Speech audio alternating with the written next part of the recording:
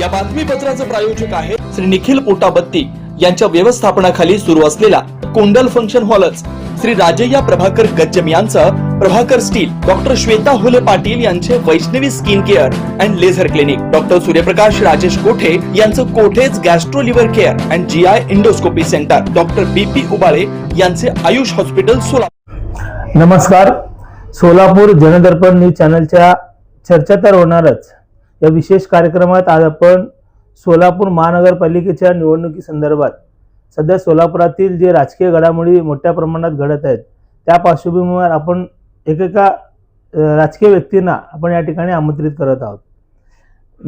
गेल्या 2-3 दिवसापासून सोलापूर महानगरपालिकेतील सत्ताधारी असलेले भाजपमध्ये प्रचंड असे विद्रोह सुरू झालेला आहे। आमदार विजयकुमार देशमुख असतील, सुभाष देशमुख असतील, आमदार देवेंद्र कोटे असतील, पालकमंत्री जयकुमार गोरे असतील, या 4 जण आणि शहर अध्यक्ष रोहिणी तळवलकर या 5 जणांचं एकत्रित मिलन होत नसल्यामुळं शहरातील भाजपचे जे कार्यकर्ते आहेत ते चेलबिचेल झालेले आहेत। प्रत्येकाला कार्यकर्त्याला आणि नेत्यांना वाटतं की आपल्याला उमेदवारी मिळावं या उद्देशाने त्याची तयारी सुरू झालेली आहे, पण उमेदवारी द्यायचं कोणाला याबाबत प्रचंड असा संभ्रम सध्या भाजपमध्ये सुरू आहे। या पार्श्वभूमीवर जे नव्याने आता भाजपमध्ये आलेले आहेत त्यांना उमेदवारी मिळेल अशी चर्चा सोलापूर शहरात मोठ्या प्रमाणात सुरू झाल्याने जे निष्ठावंत कार्यकर्ते आहेत, जे अनेक वर्षापासून भाजपला आपला झेंडा लावून फिरतायत, त्यांच्यावर कुठंतर म्हणजे अन्याय होणार या पार्श्वभूमीवर अनेक जण या विरोधात आंदोलन करत आहेत। यातलेच एक आंदोलनकर्ते पुरुषोत्तम फोबत्ती, यापूर्वी आपण 15-20 वर्षापूर्वी अशाच पद्धतीचे ज्यावेळेला भाजपकडून अन्याय होत होता त्यावेळेला अशोक एनगंटे असतील, मधुकर वडनाल असतील किंवा त्यावेळेचे जे पदाधिकारी असतील, प्रभाकर जांभुटेसारखे असतील, असे जे व्यक्ती आहेत ते पक्षाला विरोध करून आपली बाजू भक्कमपणे मांडत होते। आणि त्यावेळेची निवडणुकीची पद्धत जरा वेगळ्या पद्धतीची होती। एका ठिकाणी सभा व्हायची, त्या सभेमधून आपले नेते जे भाजपचे असतील ते त्यांना मार्गदर्शन करायचे, त्यातून काही जणांना संदेश मिळायचा की आपल्याला उमेदवारी मिळणार। पण आता काळानुसार सगळं काही वेगळ्या पद्धतीचं मुलाखतीचं जे स्टंट मागच्या आपण 8-10 दिवसापूर्वी पाहिलं, सोलापूर महानगरपालिकेच्या इतिहासात पहिल्यांदाच एका छोट्याशा जागेत मुलाखतीचं सत्र सुरू झालं। पण या मुलाखती पाहिल्यानंतर असं वाटत होतं की हे नुसतं पार्स आहे, ऑलरेडी उमेदवारांची निवड प्रक्रिया पूर्ण झालेली आहे। कारण काँग्रेसची पद्धत वेगळी होती, भाजपची पद्धत वेगळी होती, कम्युनिस्टची पद्धत वेगळी होती, पण भाजपने असं का केलं असं ज्यावेळेला कार्यकर्त्यांना वाटलं की आपल्यावर अन्याय होणार आहे, मग त्या पार्श्वभूमीवर आंदोलनाची दिशाही सुरू झाली। अशाच एका स्टेपमध्ये असताना सोलापूर शहरातील शहर मध्य विधानसभा मतदारसंघातील संजय गांधी निराधार समिती जो शासनाचा गठीत असलेला जो समिती आहे त्या समितीवर अध्यक्ष म्हणून कार्यभार पाहिलेले पुरुषोत्तम फोबत्ती हे थेट भाजपच्या कार्यालयासमोर उपोषणाला बसले। मग प्रचंड गोंधळ सुरू झाला। निष्ठावंत कार्यकर्त्यांना न्याय मिळेल का नाही या आशेवर अनेक जण इच्छुक आहेत। त्या पार्श्वभूमीवर त्यांनी उपोषण बसल्यामुळे त्यांना इनडायरेक्टली सपोर्ट मोठ्या प्रमाणात त्यांना मिळाला, पण उघड कोण यायला तयार नव्हते, पण त्यांनी डेअरिंग केला, त्या पद्धतीने ते उपोषणाला बसले। आपण त्यांनाच खास या ठिकाणी आमंत्रित केलंय की नेमकं भाजपमध्ये चाललंय तरी काय या विषयावर आपण त्यांना विचारण्यासाठी या ठिकाणी आमंत्रित केलंय। फोबत्ती सर, पहिल्यांदा नमस्कार। नमस्कार। आपण गेल्या 2-3 दिवसापूर्वी आपल्या पक्ष कार्यालयासमोर उपोषण बसलं, नेमकं उपोषण बसायचं कारण काय होतं? साधारणतः मी 40-45 वर्ष पासून भाजपचं कार्यकर्ता म्हणून एक हिंदुत्व विचारसरणी म्हणून त्यामध्ये वावरत होतो। प्रत्येक इलेक्शनमध्ये आम्हाला उमेदवारी मिळत नव्हतं जुन्या काळापासून 92 पासून, की आम्ही गोरगरिबांच्या घरी जाऊन तुम्ही उमेदवारी घ्या, तुम्हाला निवडून आणतो का। माझ्या वडील तेलुगू देशम अध्यक्ष असल्या कारणानं मला घरात विरोध होत होते, त्यासाठी मी दुसऱ्यांना सहकार्य करून उमेदवारी तयार करून निवडून आणत होतो। तो करता करता आपण मग नंतर वल्ल्याल साहेब आमदार झाले, त्यानंतर त्यांनी खासदार झाले, त्यानंतर मेंगजी साहेब आमदार झाले, त्यानंतर देशपांडे साहेब थोडक्या मतानं पडले, त्यानंतर पुन्हा देशमुख आमदार झाले। त्यांच्या आमदारकीनंतर मला भाजपामध्ये म्हणलं तर कार्यकर्ता कसा असतं सांभाळावा मी त्यांच्याकडनं शिकलो। ते बरेच लोकांना त्या काळापासून आपला पूर्वभागचा काही संबंध नसताना अशोक चव्हाण म्हणा ते म्हणा इथं कोण कोण अडीअडचणमध्ये आहेत त्यांच्या घरी जाणे, त्यांना उमेदवारी देणे, हे काम देशमुख मालक करत आले. का त्यांची आर्थिक बाजू मजबूत होती, तेवढं खर्च करणार आजपर्यंत आपल्या भाजपमध्ये कोणी नव्हता. त्यांच्या आईपदापासून तरी प्रत्येक छोट्या छोट्या कार्यकर्त्यांना उमेदवारी देऊन इलेक्शन लढवत होते, का मताधिक्य दाखवायचं म्हणून. त्याच्या व्यतिरिक्त त्यांचं उत्तर तर सांभाळतच होते. आता योगायोगाने आपला हे मतदारसंघ पहिल्यापासून 90 पासून शिवसेनेला जात होता. आपल्याकडे एवढं भक्कम आमदार बी मिळत नव्हता मध्याला. पदके बाई मिळाली ते बी तो आता काय गोष्टी बोलण्यासारखं नाही. तेव्हा महेशांनी आपल्या समाजा म्हणून काय तिथं बी काम केलं. त्यानंतर 19ला समाजा म्हणून मी काम केलं. परंतु भाजप हे आपल्याला उमेदवारच सापडत नव्हता इथं, की आम्हाला देवामुळे तर त्यांच्या विचारात बी येत नव्हतं. आमची बी इच्छा होती, आम्ही बी एवढ्या वर्षापासून काम होतं, आमदार व्हावं ते व्हावं, पण आम्हाला बी तेवढं वाटत नव्हतं की माझ्या डोक्यात होते कार्यकर्ता राहिलो, कार्यकर्ताच राहावं म्हणून. तरी मला देशमुख मालकाने 2दा उमेदवारी दिली, एवढं मोठं निराधार अध्यक्ष केले, एवढा न्याय मिळाला. त्या माणसाच्या मला ते त्यानंतर आता जो त्यानंतर काळ बदलला. 24ला आपल्याला उमेदवारी मिळाली. कोण? कोटे साहेब. मग कोटे साहेबाला मिळालं म्हणून मी इकडेच अडकलो. 90 पासून आम्ही तिकडं काम करत होतो उत्तरला. इकडे थोडं कमी पण का भाजपवर प्रेम, भाजपवर निष्ठा, त्याप्रमाणे आम्ही तिकडेच करत होतो. मग कोटे साहेबाला मिळाल्यामुळे आम्ही कोटे साहेबाच्या मागे चाललो. चला म्हटलं कुठलं तरी आपल्याला उमेदवारी मिळाला, प्रसिद्धी म्हणा, लेजा म्हणा आणि पैसे खर्च करणारे म्हणा. का जुन्या काळात पैशावर नाही कार्यकर्त्यावर इलेक्शन लढत होते, आज पैशावर इलेक्शन लढत जात. मग तो वातावरण निर्माण केले लोकसभेत 2-3 महिन्यात.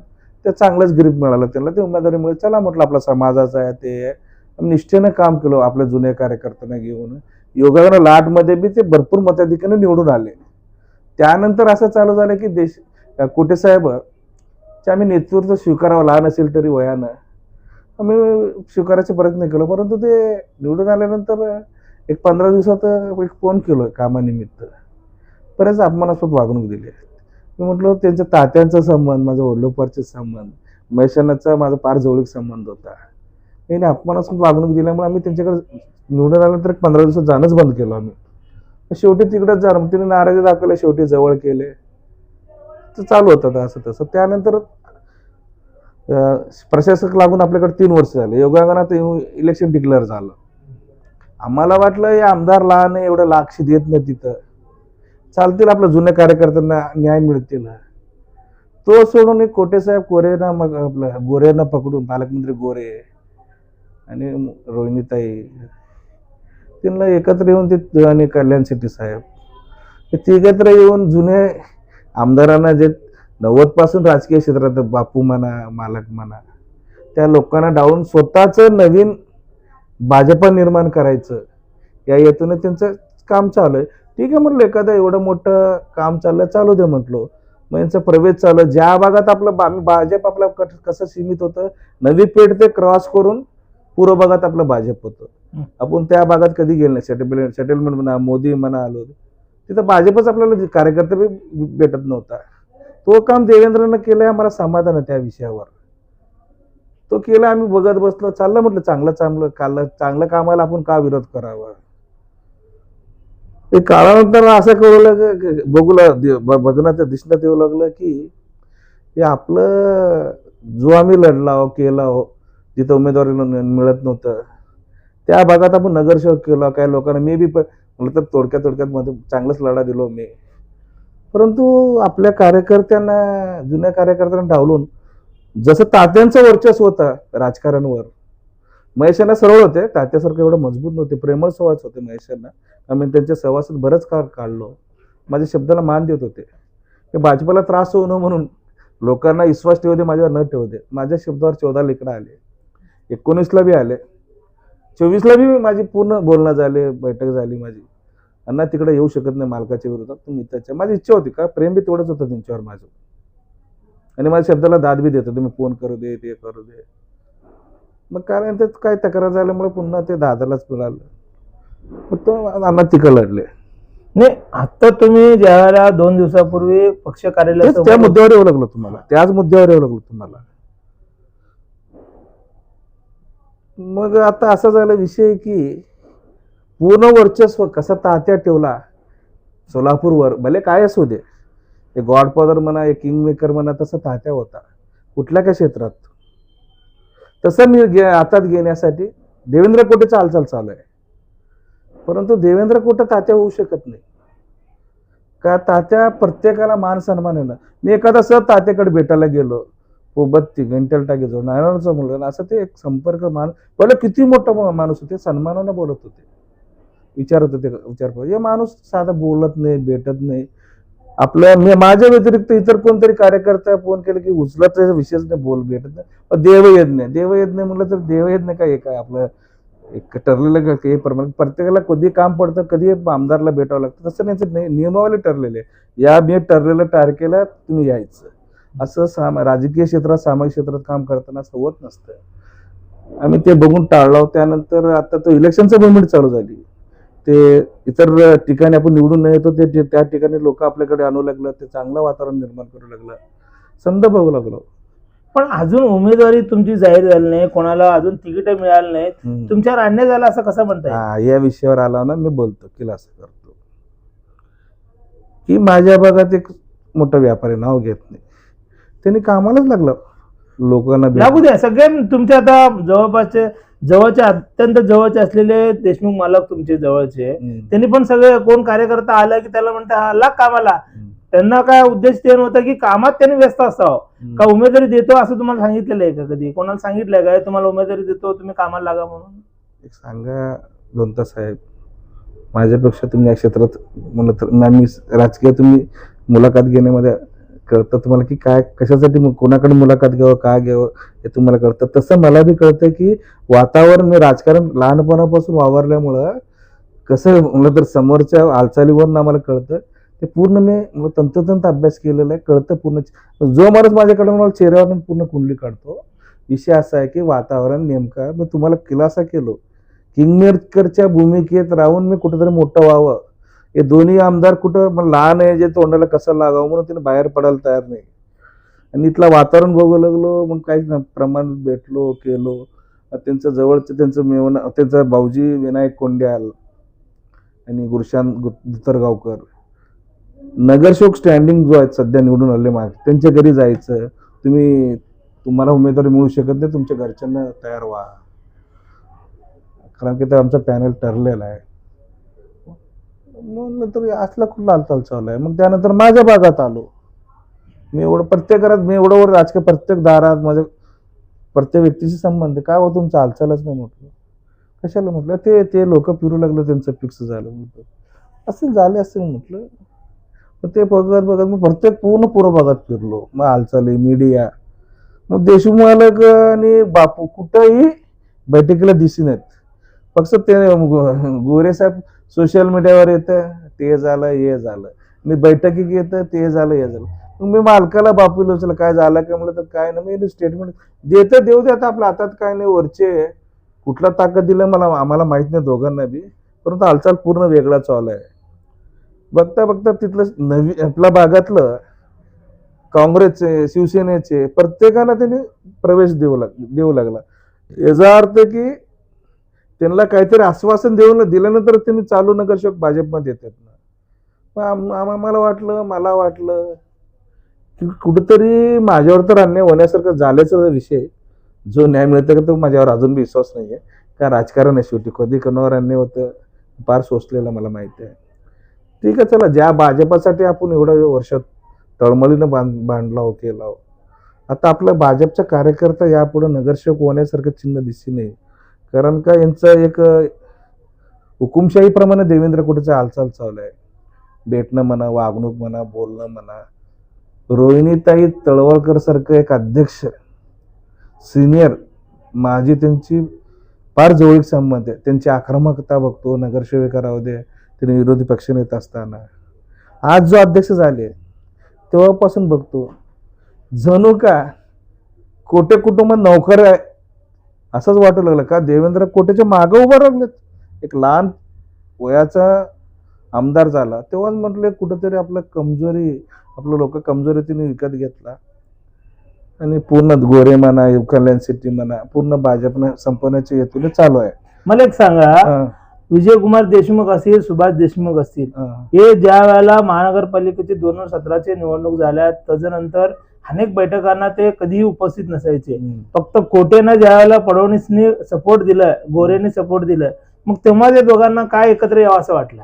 साधारणतः असं आहे साहेब, तुम्हाला सांगतो की या गोष्टीला मी मान्य करतो की महेशण्णाच्या तात्याचं काम, महापालिकेचा कारभार कसं करावं, तंतोतंत अनुभव या देवेंद्रला मिळाला. एवढं मोठं काम चालू आहे, टेंडर निघाले काय न्याय निघाले कोणाला माहित नाही, पण प्रत्येक बोळात काम चालू आहे. ते वैशिष्ट्य असं मी महेशण्णाकडे बरेचदा बघितलो. बोर्डामध्ये मंजुरी राहत नाही, काय नाही, डायरेक्ट टेंडर काढून देणार. असं त्यांचं काय कला आहे मला माहित नाही. असं ते अनुभव एक दादा नसल्यामुळं ते कामकाज चालतं. हे लोकांना काही माहित नाही, फक्त शासकीय निधी आला का आपण टेंडर काढा, मंजूर करा, एवढंच काम आहे.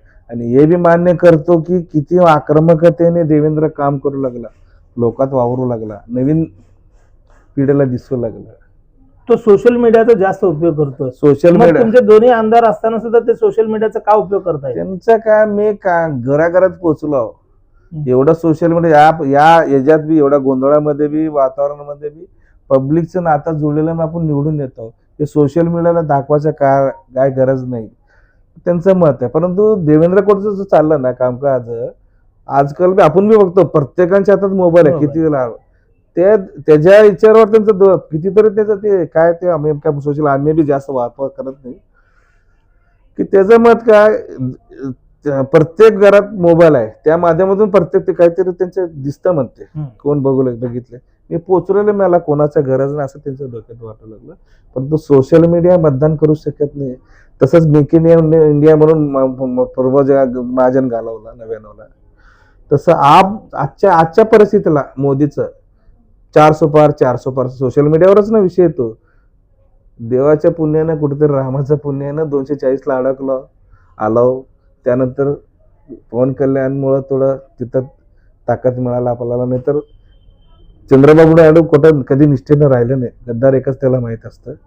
तर फक्त पवन कल्याणमुळे चालला आपला विषय. तसं इथं बी घडू शकतं, यांना वाटतं तसं नसतं, परिस्थिती वेगळी आहे.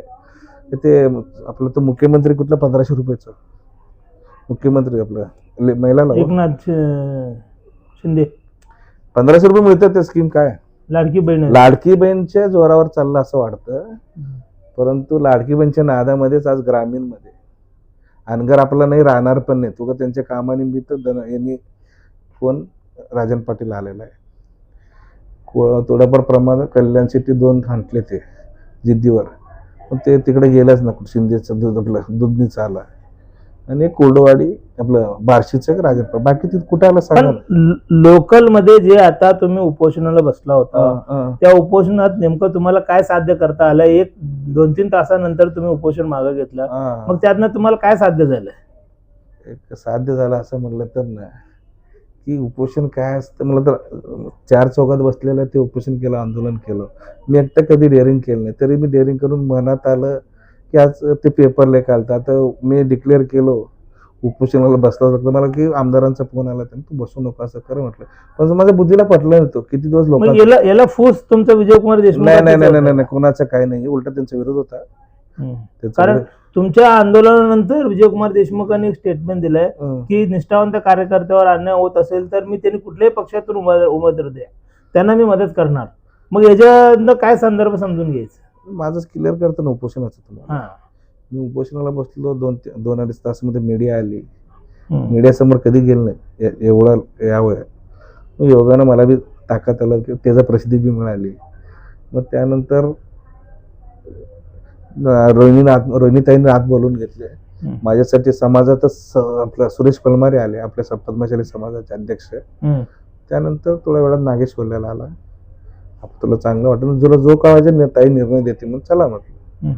मग थोडं बोलण्यात ते अध्यक्ष बोलवले. आपलं काही एवढं जिद्दीनं जायच नव्हतं की संघ परिवारावर मोठं झाल्यामुळे एवढं आम्हाला तिथं लढायचंच नव्हतं ना, फक्त माझा वेता मांडायचं होतं. मार्ग मिळाला, मग बोलवले, आत गेलो. मी जो मांडायचं ताईसमोर मांडलो, त्यांनी मी ऐकून घेतले की भाजपा हायकमांड वरनं नावं पाठवलं असं काय नसतं आपल्याकडे. आपण निर्माण करतो. एबी पण मग कोरा आलेले असतात ते वर्षानुवर्ष मग लोकांच्या घरी दिलेलं आहे व कुठेतरी दाखवून तुम्ही ऐन टायमाला त्या दिवशी माघार घेता टायमाला लास्ट टायमाला मागच्या सत्राला काय गोंधळ झाले, निंबर्गी मार खाल्ला त्या निमित्तानं मेही पुतळा जाळला, ते पुन्हा घडू नवं असं. त्या अगोदर जुने लोक आपले जो आहेत ना त्यांनाच द्या, त्यांना मागणी केलं नाही, ते ऐकायला तयार नाही. वरचं काय संबंध आहे म्हटलं. इथं फक्त आता आपलं दोन्ही आमदार तर बाहेर पडायला तयार नाहीत. आपले कार्यकर्ते कोणाचं तिकीट कट होतं म्हणून त्यांनी बाहेर पडायला तयार नाही. कोणाला मी उत्तर देऊ, मला तिकीट देऊ द्या नाही देऊ तो विषय माझा वेगळा आहे म्हटलो. परंतु भाजपाच्या जुन्या कार्यकर्ता अन्याय होऊन माझं आंदोलन होतं, त्याला काय न्याय देतो सांगा म्हटलं. मी पालकमंत्री बरोबर, पालकमंत्रीला मी काय ना खाली कधी कोणाला भेटलंच नाही, कधी आजपर्यंत मिळावा नाही, संवाद साधला नाही. तो VIP फक्त येतो जातं बालाजी शिवरान घरी मीडियावर येतं, गोलमाल करतं, मी तेवढंच निघून जातं. त्याने काय त्याच्याशी बसून उपयोग नाही म्हटलं. संपर्क मंत्री ठीक आहे बसवा म्हटलं. ते समजा ठीक आहे ताई, तुम्हाला माहिती आहे मला माहिती आहे. मागच्या टायमाला तुम्ही म्हणता माझ्या उमेदवारी कट झाली, कट कसं झालं काय झालं समजा माहिती म्हटलं. बी फार्म आपल्याकडेच असते, आपला नेता निवडतं, लोकांना याला द्या असं उगा नवीन लोकांना तयार करून आपलं जवळजवळ तो कोट्यानं सोलापूर पूर्ण ठराविक ठिकाणी त्यांना एक 10-12 द्यायचं, यांना एक 10-12 द्यायचं. दिलीप मानेल त्यांनी तर सोडतच नाही. काहीतरी तुम्ही कंडिशन करूनच आलेत ना. चालू नगरसेवक आपल्यामध्ये आला, जवळजवळ तुम्ही जुन्या भाजपला संपवण्याच्या हेतून पुढं भाजप नगरसेवक व्हावं, ते कोर्टाचे अंडरटेकिंग काम करावं, त्या हिशोबाने काम चालू आहे. परंतु हे भाजपा मी तसा होऊ देत नाही. पहिले काही बी होऊ दे म्हटले, सुरुवात आहे माझी म्हटलं. मला सोमवारपर्यंत निरोप द्या, न सोमवारी मी आंदोलन करणार. तो आंदोलन असं राहणार नाही माझं म्हटलं, आक्रमकता राहणार की आम्ही संघर्ष करून इथपर्यंत आलो. परंतु पुन्हा ते भाजप कोणाच तरी दारी विकल्यासारखं राहून आपलं सामान्यांचं भाजप आहे, सामान्यांच्या कार्यकर्त्यांच्या नेत्यांच्या हाताखाली राहावं. जुने देशपांडे साहेब राहू देत, पुन्हा त्यांना बाहेर आणा म्हटलो. ठीक आहे मला काय त्यांनी असं ते रामदार सोडा कुठलं तर नेत्याला त्यांच्या हातात द्या, नंतर तुम्ही हातात घ्या, परंतु कोणाच्या दारी विकू नका म्हणून एवढं बोललं त्यांना. नाही आता तुम्ही हे संदर्भ वरिष्ठांना निरोप दिलाय का? वरिष्ठांचा माझं काय संबंध येते, मग मला कोण घेऊन जाणार गोरा? मग तुम्ही वरिष्ठ पातळीवर काहीतरी हालचाली केल्या का की यांना भेटायचं आहे की आपल्या सोलापुरातला मुद्दा मांडू? मी तिथं पण कधी गेलोच ना. मला माझा सीमो होती देशमुख मालक बापू, एवढंच होतं, बाकी त्याला माहित नाही विषय मला. आपल्याला आता तुम्ही महानगरपालिकेच्या निवडणुकीसाठी 18 क्रमांक आपला जो प्रभाग आहे त्या प्रभागात आपण इच्छुक आहात. जर यदा कदाचित तुम्हाला जर दिलं नाही आणि दुसऱ्याला कोणाला तर उमेदवारी दिलं, मग तुमची काय भूमिका असणार? भूमिका असा आहे की विषय की कुठेतरी माणुसकी शिल्लक असेल तर. मागच्या वेळेला काय झालं, असंच निंबर्गीनं काय केला, पाचकंटी काँग्रेसचा कार्यकर्ता त्याला दिले, त्याचे परिणाम बघितले. मला नाही दिलं तर लोक काय न्यायचं देतील, परंतु मी गद्दारीच्या ह्याच्यात जात नाही. मागच्या वेळेला भाजपला जे उमेदवारी मिळाली ते तिघांनी मिळून एकाला ऍडजस्टमेंट करून मग नागेश पाचकंडीला पाडलंय, हे माहित आहे की तुम्हाला? पण विषय मी त्याच्यामध्ये त्यात तुम्ही पण सहभाग होतो, मी बी काम केलो. तिन्ही उमेदवाराविरोधात MIM होता, तिथं 12,000 मतदान आहे, कुठला मुस्लिम समाजात. पाचकंटीच्या उमेदवार ते पॅनलमध्ये रियाज हुंडेकर म्हणून उमेदवार होता.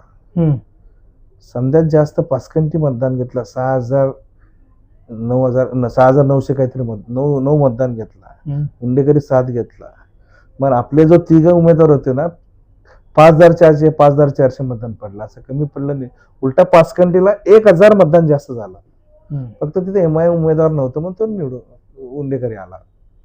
आता तुम्ही उपोषणाला बसलात, आपल्या स्वतःच प्रभाग नंबर मधले इच्छुक असलेले आपण माहिती दिलात, पण मला सोलापूर महानगरपालिकेमध्ये आत्ताचे जे करंट बाहेरून आलेले जे उमेदवार असतील, मग त्यांनी ज्या आशेने आले असतील, मग त्यांची आशा जर पूर्ण होत नसेल तर ते पुन्हा एकदा बंडखोरी करतील, मग त्यावेळेला काय करायचं? कोण बंडखोरी करते? जे आलेले असतील किंवा जे तुमच्याकडे भाजपमध्ये पूर्वीचे होते त्यांनी जर उमेदवारी नाही मिळाली तर त्यांनी बंडखोरी केलं तर पक्षाचं बदनामी होणार नाही. विषय असा राहिला नाही ते.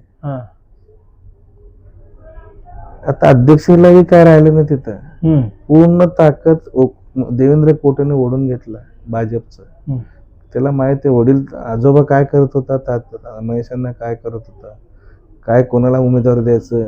त्यांच्यात नियम होते, पाहुण्याला द्यायचं, कार्यकर्ता एकदाच निवडून न्यायचं, दुसऱ्यांदा तो नगरसेवक बी दिसत नव्हता आणि पुन्हा नगरसेवक बी होत नव्हता. आत्ताचा करंट घडामोडी अशी ते सांगलो होतं तुम्हाला. आता आजच्या परिस्थितीला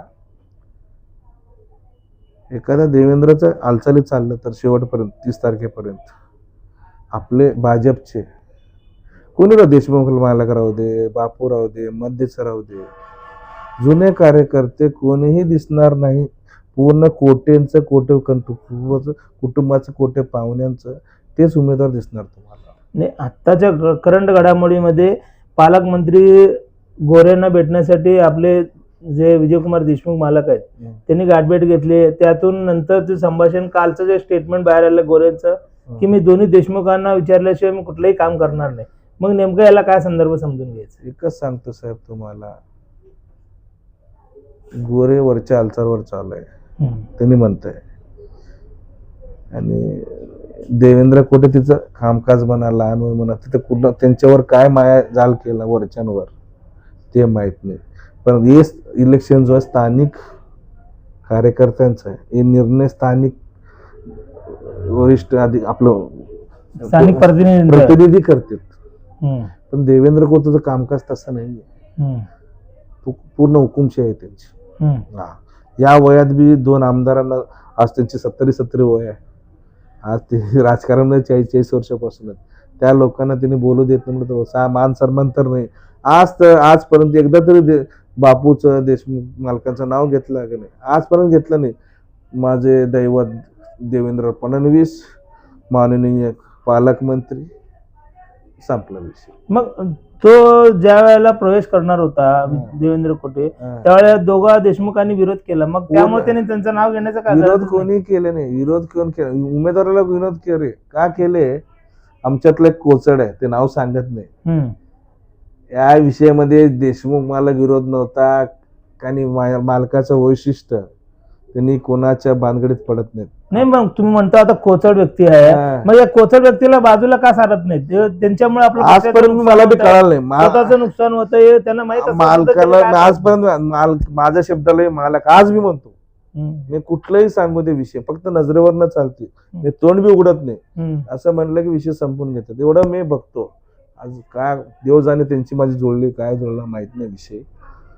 हे माझ्यासाठी दैवत आहेत मालक, त्याच्या तर कोणाकडे जाणार. मग एवढं असं असताना कोणतरी एखादा व्यक्ती असेल त्याच्यामुळे आपल्या पक्षाचं स्वतःचं नुकसान होत असेल तर त्यांचं काय ऐकावं असं माझं म्हणणं आहे. मी आजपर्यंत मालकाला तुम्ही काय सांगू शकत? सांगू शकत त्यांनी ओळखतात नजरेवर. एकच विषय बोललो तुम्हाला, कुठलंही काम सांगू दे, माझं त्यांचं नजरेवर चालतंय. तोंडानं आजपर्यंत त्यांना मागितलं माझं उमेदवारी राहू दे, मला तर विषय सांगा, मला तर आपलं निराधार अध्यक्ष राहू दे, इतर कामं राहू दे, त्यांनी मला फक्त नजरेवर माझ्यासाठी एवढे सांगतो. तुम्हाला विषय संपतो. तुम्ही म्हटल्यासारखं त्या माणसामुळे बरंच काय नुकसान झालं. माझं तर झालं 2, पण इतर लोकांचं बी बरंच काय नुकसान होतं.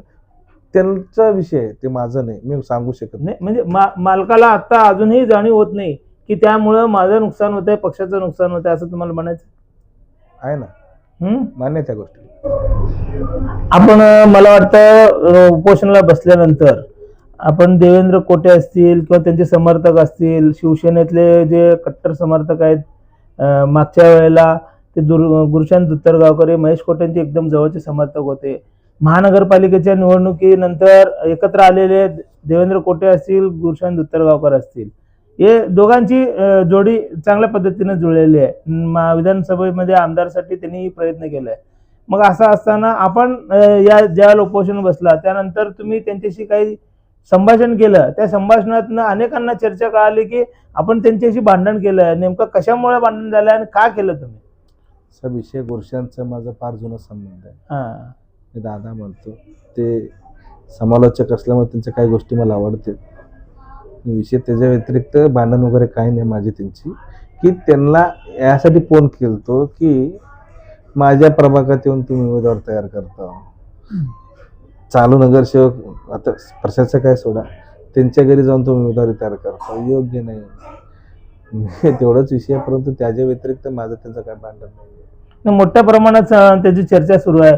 तुम्ही त्यांच्याशी वादविवाद घातला परवा बी एका लग्नानिमित्त परवा संध्याकाळच्या रविवार, मला वाटतं आज शुक्रवार बुधवार मंगळवारी बी त्याची माझी भेट झाली, परंतु असं काय नाही आमचं. तुमच्यावर अजून एक असा आरोप आहे की तुम्ही सगळ्याकडच्या घटना जी आहेत ना ते नारद मुनीप्रमाणे तुम्ही जाऊन मालकाला जाऊन सांगता, अशी काय तक्रार आहे तुमच्या? साहेब, माझ्या आयुष्यात स्वतः कर्तृत्वानं तुम्हाला माहिती आहे प्रत्येकाच्या अडीअडचणाला जातो, परंतु असलं काम मी आणि अडचणीत जातो हे मान्य आहे. हे काम पण झालं. टोळका एका ठिकाणी बसले ना माणसं तिथे जातो पोहोचतो, माझं त्या एकेरी ठिकाणी काय नेमकं संवाद चाललंय? माझं जन्माता एकेरी सवय आहे. हम्म. मी कोणाला मला तर त्यांनी नमस्कार केला तर मी करतो, कारण एखादा सन्मानाला सन्मान देतो. शक्यतो मी टाळतो. आपले लोक मग ते जळणारच. मला ते मालकाचा लिंगा समाजात आहे, त्यांच्याकडे बसत्या लावालावी करतो. तसले धंदे मी कधी केले नाही, मला होणार पण नाही.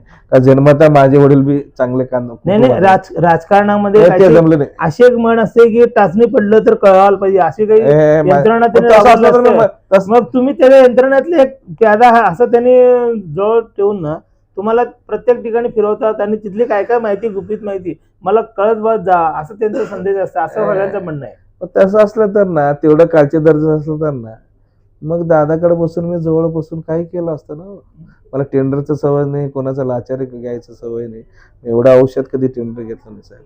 आणि लावालावीचं काय, लावालावी कोण करतं ते काहीतरी मिळतं का, काहीतरी पैसे कमावता येतं का, तसलं लोक लावालावी करतात. मालक बी तसल्या भानगडीत पडत नाही तर.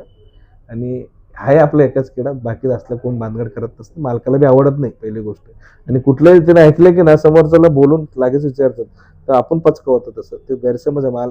देशमुख मालक असलं भानगड पडत नाही. एवढा विचार करा ना, एवढं इलेक्शन मध्ये आता काय काय अडचण झालं मला माहिती आहे मालकाला विधानसभेत. आम्ही इकडं असलं मग इथंच होतो. कधी कधी त्यांनी स्टेटमेंट दिलं का महेशांना बोलले, त्यांना लोक बोलले, तसं आता तुमच्या पत्रकारांना बी उत्तर देतात. तुम्हाला तेवढंच आले की तुम्ही स्वतः येतो, किती वर्षापासून बघतो, कधी बोलले का ते तुम्हाला? ते पण तिकडलं विचारलं का? दुसरं बरेच मी राजकारणामध्ये वावरलेलं आहे. दुसरा आमदार काय करतात, पत्रकारांना बाहेर आधी बोलून घेऊन काय चाललं दोनता, काय माहिती असेल तर सांगा, ते करा. मालकाला तर सवय नाही, जो समोर दिसतं तेवढंच काम करते, मोकळं करते. असल्या भानगडीत कधी पडत नाहीत ते. एवढा विषय बघा ना, आज एवढंच चाललंय सध्या महापालिकेचा विषय. मी स्टेटमेंट दिल्यानंतर मी त्यांचं परमिशन घेतलं नाही, त्यांना उगा मेसेज घातलं उलटा, मला यामुळं मग तुम्हाला त्रास होता. एवढं वर्ष माझ्यासाठी केलं मी या जन्मी विसरत नाही, परंतु यापुढं येणं जमत नाही. तर पण का एवढं मी विचार करून पाऊल ठेवलं, तर माझा संपला विषय. एवढं मोठ्यांच्या विरोधात बोलवलं, पालकमंत्री म्हणा, आमदार म्हणा, ताईच्या विरोधात एवढं बोलल्यानंतर माझं संपल्यासारखं. त्या हिशोबाने शेवटी एक निष्ठावंत भाजपचा कार्यकर्ता जीवनभर काम करावं एवढं हेतून मी आंदोलन केलं होतं. परंतु दिशा वेगळं मिळाली नंतर. बापू म्हणा, मालक म्हणा, त्याला मला माझ्या आंदोलनाला त्यांनी साथ दिले, एवढंच मला चांगलं वाटलं. ते सांगू शकत नाही. हा, आपण या ठिकाणी आलात, चर्चा तर होणारच. या विशेष कार्यक्रमात आपण आपल्या मनातील घटना असेल किंवा जे बैठकीतले जे झालेले चर्चा असेल त्या संदर्भात आपण व्यवस्थित माहिती दिलात. त्याबद्दल मी जनदर्पण न्यूज चॅनलच्या वतीनं आपला आभार मानतो. धन्यवाद. नमस्कार.